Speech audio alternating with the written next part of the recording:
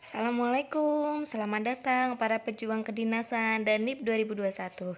Kali ini, di video ini kakak akan memberikan sedikit soal-soal tentang TWK bab nasionalisme.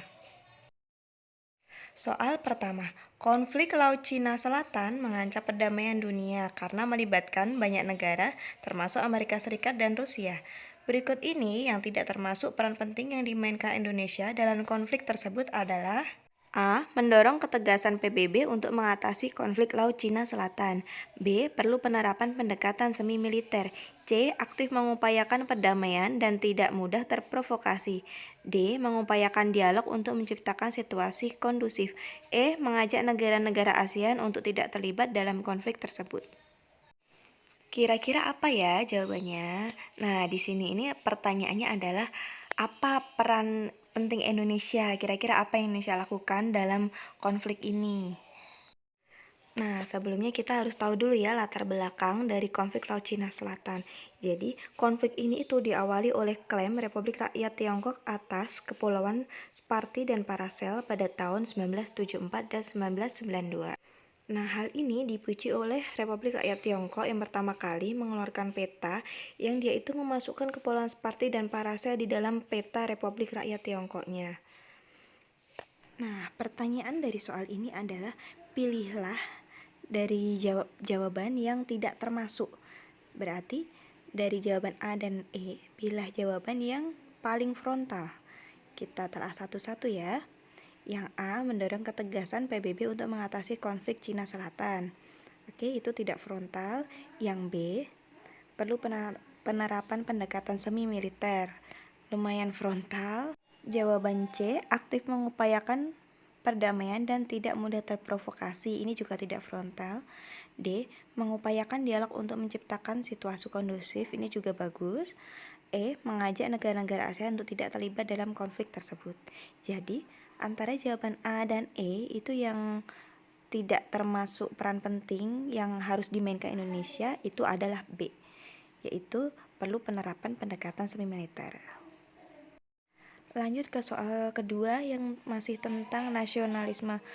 Sebagai negara yang memiliki karakteristik multikultural, Indonesia rentan terhadap isu-isu eksklusisme, intoleransi agama, serta diskriminasi ras atau etnis.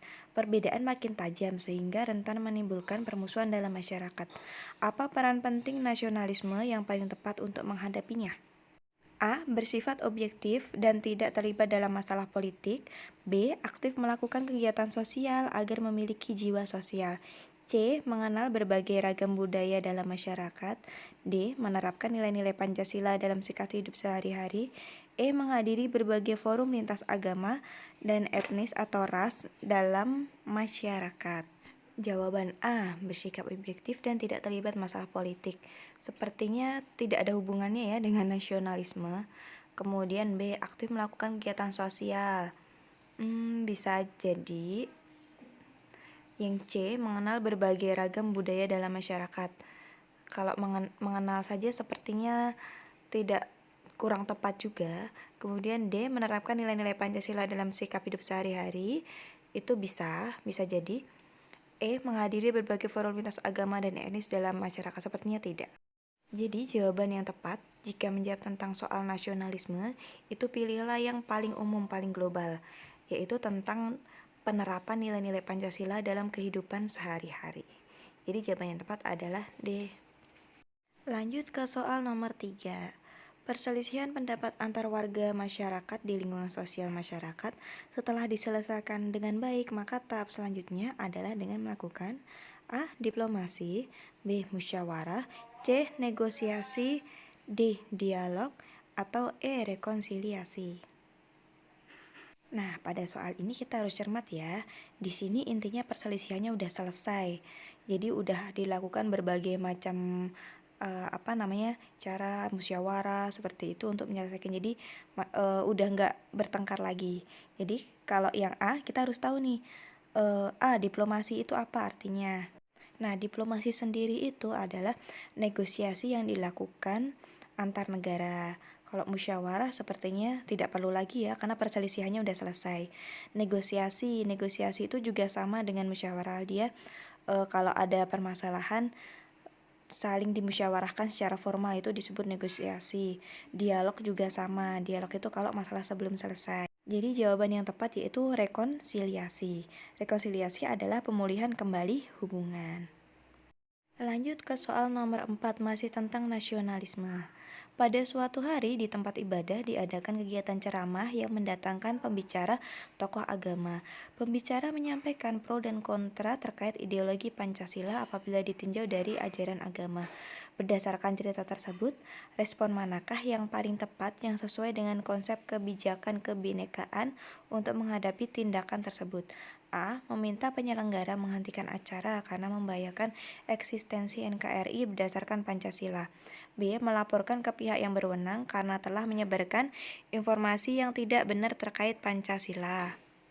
C. Setelah kegiatan selesai, menemui pembicara untuk berdiskusi tentang Pancasila sebagai ideologi negara. D. Meminta pemerintah untuk menertibkan para penceramah keagamaan agar memiliki pemahaman ideologi Pancasila.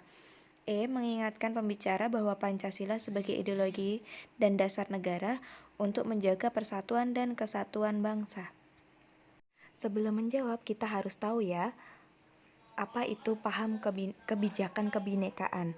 Kebinekaan itu dia yang lebih condong ke arah perdamaian, jadi tidak menimbulkan keributan atau perselisihan.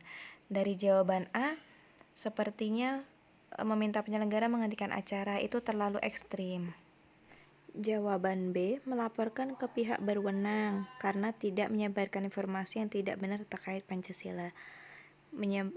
Hal ini juga termasuk yang ekstrim, jadi tidak sesuai. Setelah kegiatan selesai, menemui pembicara untuk berdiskusi tentang Pancasila. Jawaban ini bisa.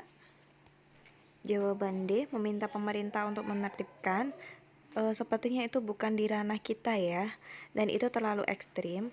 Kemudian yang E, menyekat pembicara bahwa Pancasila sebagai ideologi.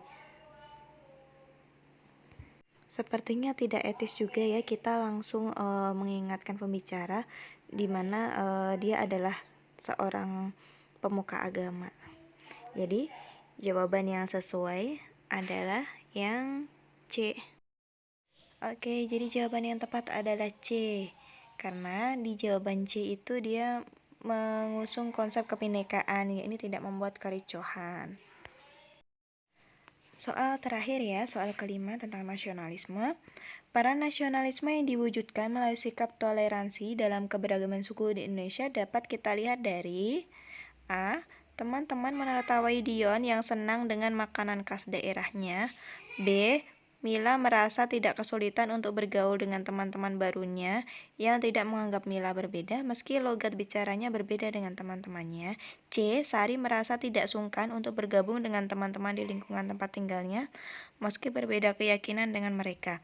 D. Tidak sedikit teman yang mencibir Dita hanya karena postur tubuh dan warna kulit rambut yang berbeda. E. Zain berusaha untuk mendapatkan posisi pekerjaan yang dicita-citakan, meskipun kebanyakan pegawai di perusahaannya berbeda keyakinan dengannya. Nah, pertanyaan kelima ini berhubungan dengan keberagaman suku. Jadi kita coret jawaban yang tidak ada hubungannya dengan keberagaman suku. Yang A masih ada hubungannya, yang B masih ada hubungannya, yang C tidak, yang D juga tidak, E tidak. Berarti jawabannya antara A dan B. Kira-kira yang mana nih antara A dan B? Nah, pilihan A ini teman-teman menertawai. Jadi teman-temannya ini menunjukkan sikap yang tidak toleran ya. Jadi antara A dan B, jawaban yang tepat adalah yang B. Mila merasa tidak kesulitan untuk bergaul dengan teman-teman barunya yang tidak menganggap Mila berbeda meski logat bicaranya berbeda dengan teman-temannya. Oke, sekian soal-soal tentang nasionalisme dari saya. Jangan lupa like, komen, dan subscribe ya.